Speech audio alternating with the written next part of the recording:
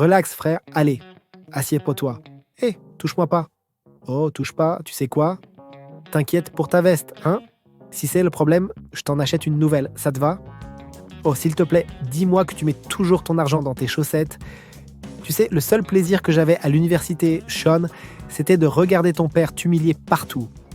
Salut à tous, c'est Chaos Cinéma. Aujourd'hui, on plonge dans un film d'action urbain. Un SDF qui se révèle être un combattant d'exception, plongeant dans le monde brutal des combats clandestins de New York. Arts martiaux, paris illégaux et une arnaque magistrale. Attachez-vous, ça va cogner. Le vendeur de livres. L'histoire commence avec un jeune homme nommé Sean qui passe ses journées à vendre des livres le long des routes. Avec son apparence simple et sa nature tranquille, la plupart des gens supposent donc qu'il est juste un type ordinaire et inoffensif essayant de gagner sa vie. Et comment ça va? À cause de ça, un tyran nommé Harvey ordonne à son gang de le harceler et de voler l'argent qu'il gagne. Livre Harry Potter. Un après-midi, juste au moment où Sean est sur le point de vendre un livre à une belle femme, le groupe de Harvey débarque et commence à causer des problèmes. La surprise, mais quelque chose d'inattendu se produit. Au lieu d'avoir peur, Sean montre soudainement des compétences remarquables en arts martiaux et bat le gang avec facilité. Cependant, dans le chaos, l'un des hommes de Harvey nommé Z parvient à s'échapper avec l'argent de Sean. Le lendemain, Sean réessaie. Cette fois, passant à la vente de parapluies, espérant que sa chance changera. Plus tard ce soir-là, il tombe accidentellement sur Harvey et Z. Les voir lui rappellent instantanément l'argent volé, alors il marche droit vers eux pour le réclamer. « Je veux récupérer mon argent. » Ok. L'offre à la surprise de Sean, Harvey ne veut pas se battre cette fois. Après avoir vu les capacités de Sean, il lui fait une offre. Une chance de gagner $5 000 s'il accepte de se battre dans un match clandestin. Pour un homme sans domicile et à peine de revenus, cette offre ressemble à l'opportunité dont il a désespérément besoin. Tu veux pas gagner de l'argent? T'es pas obligé d'y aller. Tu peux continuer ta vie. Je peux faire $5 000 avec toi sur un seul combat. Après avoir réfléchi à sa situation, Sean décide d'accepter. Pas seulement pour l'argent, mais pour une chance de changer sa vie. Le monde souterrain. Le lendemain, Harvey lui envoie un texto pour se rencontrer.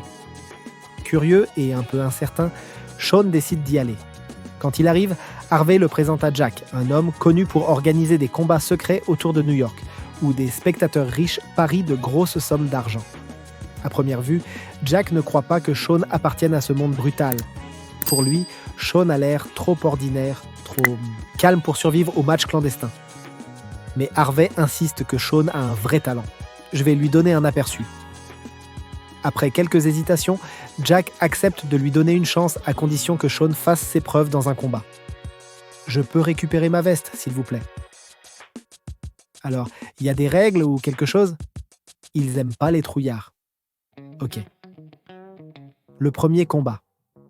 Cette nuit-là, Sean entre sur le ring pour la première fois. L'arène est bondée, bourdonnante d'excitation, et tout le monde est impatient de voir ce que ce nouveau venu inconnu peut faire. Au début du combat, Sean est nerveux et incertain. Face à un adversaire plus expérimenté et agressif, il lutte d'abord, incapable d'esquiver les coups constants qui lui arrivent. Mais lentement, il commence à s'adapter, utilisant des techniques qu'il avait entraînées pendant des années. Avec un changement soudain de confiance, il commence à riposter, atterrissant des frappes puissantes et prenant finalement le contrôle total.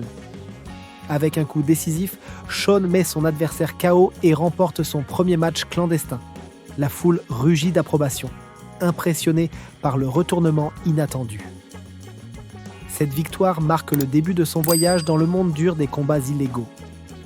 La célébration se sentant fière, Harvey invite Sean à célébrer. Il voit cette victoire comme une excellente opportunité de faire des connexions et d'ouvrir de nouvelles portes dans le monde des combats. Il se dirige vers un bar animé de New York, un endroit bien connu des combattants et promoteurs. À l'intérieur, l'endroit est plein de musique, de bavardages bruyants et de gens cherchant leur prochain grand combat.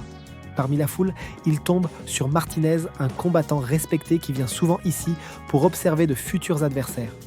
Harvey présente Sean et il parle brièvement de combat, partageant des expériences et des astuces du métier. Mais quand le sujet du prochain match de Shaun arrive, Martinez hésite. Il reconnaît l'effort de Shaun, mais croit toujours qu'il a plus à prouver avant de gagner le vrai respect dans le monde souterrain. Shaun réalise que gagner un combat ne suffit pas. S'il veut être pris au sérieux, il doit continuer à se pousser et montrer ce qu'il peut faire. La rencontre avec Zully. Au milieu de la foule bruyante, Shaun repère quelqu'un de familier. C'est la même femme qui avait essayé d'acheter un livre de lui. « Pardonnez-moi une seconde. Excusez-moi, livre Harry Potter. » Son nom est Zully. Même entourée de rires et de musique, elle se démarque instantanément pour lui. Sa voix, sa présence, le regard dans ses yeux, tout en elle capte son attention. Mais contrairement à Shaun, Zully reste calme et distante, ne montrant pas beaucoup d'intérêt pour lui. Après une brève présentation, Shaun retourne à la table, essayant de profiter de la soirée jusqu'à ce qu'il voie inopinément quelqu'un d'autre, son vieil ami Evan. Putain, Sean McGee. La rencontre met Shaun mal à l'aise, surtout quand Evan évoque son père, un sujet que Shaun ne veut clairement pas discuter. Et, touche-moi pas. Voulant éviter le conflit, Shaun décide de quitter le bar. Dehors, il attend Zully, espérant lui parler à nouveau. Mais quand elle sort enfin, elle reste froide et distante, s'éloignant sans beaucoup de conversation. Malgré son attitude, Shaun ne perd pas son intérêt. Le SDF. Le lendemain matin, Harvey trouve Shaun endormi sur un banc de parc et réalise qu'il est sans abri. « Tu t'es endormi sur un banc, t'as l'air d'un camé. » Se sentant désolé pour lui, il invite Shaun à vivre chez lui pour qu'il n'ait plus à galérer dans les rues. Le deuxième combat raté cette nuit-là, Shaun se prépare pour son deuxième combat clandestin. Son prochain adversaire est beaucoup plus grand et intimidant, et la différence de taille rend Shaun nerveux. Approche pas trop près. Le combat commence devant une énorme foule et Shaun se retrouve à lutter pour suivre. Soudain, l'un des amis de Harvey saute dans le chaos et donne un coup de pied à l'adversaire de Shaun, causant l'effondrement du match. Le combat est immédiatement annulé et le groupe attrape Shaun et s'enfuit, laissant l'événement dans le désordre total. Se rapprocher de Zully. Le jour suivant, Shaun est toujours déterminé à se rapprocher de Zully. Il attend devant son lieu de travail jusqu'à ce qu'elle arrive avec une femme âgée et une jeune fille. Quand elle approche, Shaun l'invite pour un café rapide à proximité, promettant que ça ne prendra pas plus de 20 minutes. 20 minutes ? 20 minutes ? Genre, t'es pas obligé d'y aller si tu veux pas. 20 minutes ? Ok. Quand ils arrivent au café, Shaun et Zully passent du temps à parler. Pendant la conversation, Shaun apprend quelque chose de surprenant. La jeune fille avec elle est en fait sa fille et Zully est veuve. Après avoir découvert sa situation, l'attention de Shaun est attirée par un vendeur de rue dehors vendant des poupées de lapin. Sans perdre une seconde, il en achète une et la tend doucement à la fille de Zully. Ce petit acte adoucit instantanément l'attitude de Zully envers lui. Elle commence lentement à le traiter avec plus de chaleur, réalisant qu'il y a de la gentillesse derrière son extérieur dur. Le troisième combat. Le Grand Prix. Une fois leur rencontre terminée, Shaun retourne chez Harvey. Les deux ont un désaccord pendant un moment. Mais ils finissent par régler les choses et faire la paix. Plus tard cette nuit-là, Shaun se concentre sur la préparation de son troisième combat, qui est bien plus important que n'importe lequel de ses matchs précédents. Ce combat aura lieu devant des figures puissantes du monde des combats clandestins et son nouvel adversaire est un combattant asiatique qualifié de l'équipe de Martinez. Quand le combat commence, Shaun lutte pour suivre. Au début, son adversaire bouge rapidement et attaque avec précision.